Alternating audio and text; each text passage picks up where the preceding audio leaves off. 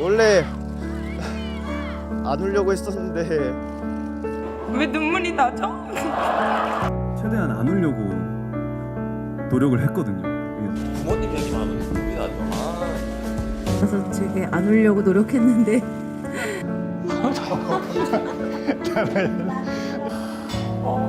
힘든 게 아닌데. 왜 좀 그냥 울면 안 되나? 우리는 태어나는 그 놀라운 순간과 죽음을 맞이하는 그 고귀한 순간에 운다.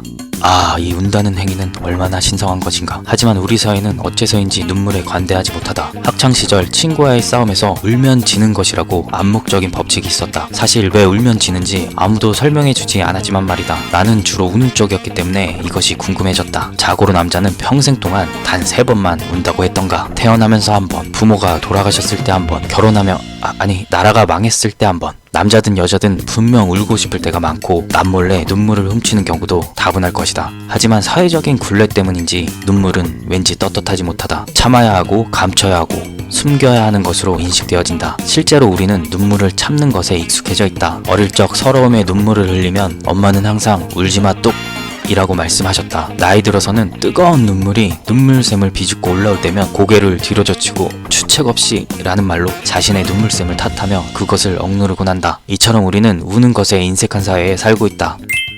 성인 울음의 성별 차이에 진화라는 논문에서는 울음에 대한 사회적 인식을 진화적 관점에서 상당히 재미있게 설명한다. 포유류의 경우 암컷이 임신과 수유를 한다. 그러다 보니 수컷에 비해 생리적으로 자식을 위해 더 많은 시간과 노력을 기울이기 마련이다. 하지만 수컷은 그 시간이 매우 짧다. 극단적인 경우 한 마리의 수컷이 수백 마리의 암컷을 임신시킬 수 있다. 사회를 구성하는 경우 그 집단에서 차지하는 지위가 높을수록 자신의 유전자를 더 많이, 더 멀리 번식시키는 데 유리하다. 만약 지위가 저 아래라면 자식을 전혀 못 보는 수컷들도 생긴다. 자, 이제 우리 인간으로 돌아와서 인간의 아기는 운다. 이 울음은 부모에게 도움을 구하는 일종의 신호다. 도움을 구하는 이유는 자기 스스로의 문제를 해결할 수 없기 때문이다. 즉, 무능력하다. 그러니 이 울음이라는 행위는 자신의 무능력을 남들에게 드러내는 것으로 정글과도 같은 인간 사회의 서열 경쟁에서는 전혀 도움이 안 된다. 따라서 경쟁에서 승리하기 위해서는 울지 말아야 한다. 그런데 이 경쟁은 임신과 육아로 인해 보호받아야 하는 여자보다는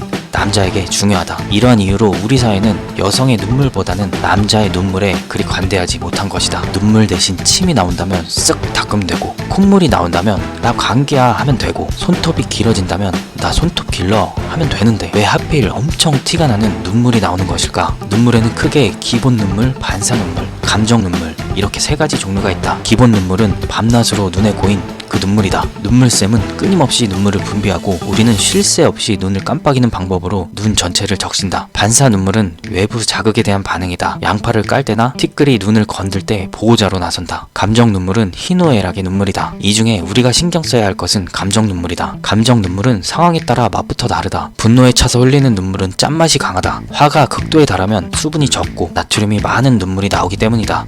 반면 슬플 때 흘리는 눈물은 산 성분이 많아서 신맛이 난다. 깊어서 흘리는 눈물은 약간 단맛이 난다고 한다. 또한 감정 눈물에는 스트레스 호르몬과 독소가 많이 포함돼 스트레스를 해소하고 호흡, 심박수를 떨어뜨려 흥분됐던 몸을 안정되게 하는 효과도 있다. 또한 행복감을 느끼게 하는 옥시토신과 엔도르핀이 늘어나 기분이 좋아지기도 한다. 실제로 펑펑 울고 나서 뭔가 개운했던 적이 있지 않은가? 그나저나 잘생기면 울어도 모성애를 자극한다는데 뭐 나랑 상관없는 이야기니 그냥 구독이나 누르도록 하자. 성인들의 우는 행동을 연구한 마거릿 크로프는 자주 울고 눈물에 대해 긍정적인 자세를 가진 사람들은 아예 울지 않거나 눈물을 멀리하는 사람들보다 정신적, 신체적으로 건강하다는 연구 결과를 내놓기도 했다. 그리고 1997년 영국의 왕세자비 다이애나가 교통사고로 생을 마감했을 당시 영국 전체가 흐느껴 울었지만 의아하게도 그 시기에 심리 상담원을 찾는 이들의 발길이 절반으로 줄었다고 한다. 다이애나의 죽음을 슬퍼하며 흘린 눈물로 인해 많은 이들이 정서적으로 크게 안정되었던 것이다. 미국 램지 재단 알츠하이머 치료 연구센터에서는 남성 평균 수명이 짧은 이유가 우는 횟수가 여성의 5분의 1 정도에 불과하기 때문이라고 설명하기도 했다. 눈물은 결국 내 몸 안에서 생성해내는 자연 치료제인 셈이다. 과거 인간은 사냥과 수렵으로 강한 자가 경쟁에서 살아남았다. 현대사회도 마찬가지로 경쟁사회다. 하지만 현대의 경쟁은 다양한 목표의 경쟁이다. 자신의 능력만 향상시킨다면 언제든 경쟁에서 승리할 수 있다. 그러니 마음껏 운다고 경쟁에서 전혀 밀리지 않는다. 마지막으로 울어본 적이 언제인가? 기억이 나지 않는다면 그만큼 내 마음 안에는 온갖 감정의 독소들이 쌓여있을 가능성이 크다. 더 이상 참지도 감추지도 숨기지도 말자. 기쁘면 환희의 눈물을, 화가 나면 분노의 눈물을, 슬프면 통곡의 눈물을 흘려보자. 우리의 몸과 마음은 더욱 건강해진다.